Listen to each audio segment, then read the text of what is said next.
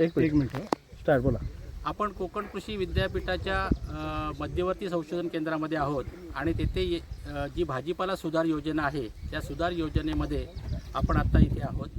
आत्ता जे आपण शेत बघता आहात ते घेवडा किंवा पावट्याचं शेत आहे. आपल्याला माहिती आहे की रत्नागिरी आणि रायगड या दोन्ही जिल्ह्यांमध्ये डिसेंबरपासून फेब्रुवारी मार्च महिन्यांपर्यंत मोठ्या प्रमाणावरती पोपटी हा पदार्थ तयार केला जातो. तो अत्यंत लोकप्रिय आहे आणि त्याच्या मोठ्या मोठ्या पार्ट्या होत असतात आणि त्याच्यासाठीचं जे अविभाज्य अशी भाजी आहे ती म्हणजे या शेंगा. या शेंगा सध्याच्या परिस्थितीमध्ये शेतकऱ्यांच्या शेतावरनं बाजारामध्ये येतात, वेगवेगळ्या प्रकारचे असतात आणि ग्राहक त्या विकत घेत असतो.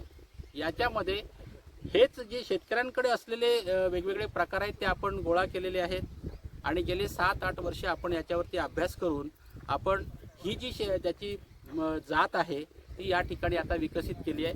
ती आपण त्याचं बीजोत्पादन या ठिकाणी घेतलेलं आहे. पुढच्या वर्षीपासून ही जी जात आहे त्याचं बियाणं आपण शेतकऱ्यांना लागवडीसाठी देणार आहोत. आपण बघितलं तर याला कुठल्याही प्रकारचा आधार लागत नाही. पावसाळ्यानंतर जर जमिनीमध्ये ओलावा जास्त असेल तर त्या उर्वरित ओलाव्यावरती सुद्धा हे पीक येऊ शकतं किंवा आपल्याला थोडं पाणी लागेल. कमी पाण्यात येणारं, कमी रोगकिडीचा प्रादुर्भाव असणारं, हमखास बाजारभाव असणारं हे जे पीक आहे हे पीक शेतकऱ्यांनी लावलं तर निश्चितपणे त्यांना चांगला फायदा त्या ठिकाणी मिळू शकतो. एका गुंठ्यामध्ये साधारणपणे 125 ते 150 किलो या शेंगा निश्चितपणे निघू शकतात. ओके. या ब्रीड